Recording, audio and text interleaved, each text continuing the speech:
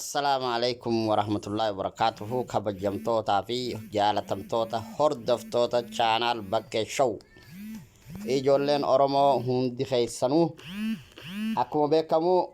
سبسكرايب شير لايك غوروران سبسكرايب غوروران نججبي سان سننجا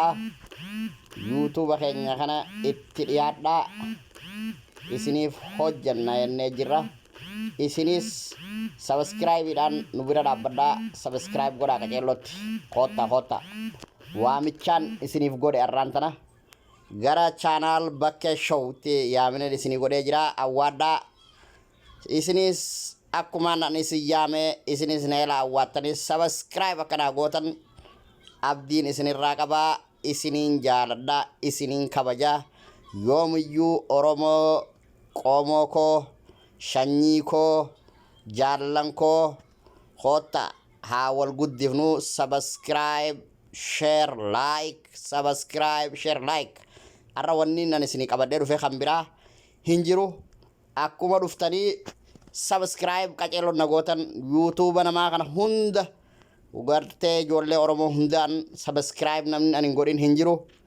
subscribe godhe youtube keessan daawwachaan jira anoo maaliin isin balleesse youtube kiyya maaliif subscribe naa godhuu dhabdanii maaliif akkanatti ilaaltanii maaliif na harkaa qancarsitanii jeetiin gaafiin isinii qaba gaafiin ani isinii qabu kotta godha kuni keessani youtube kun keessani bakkee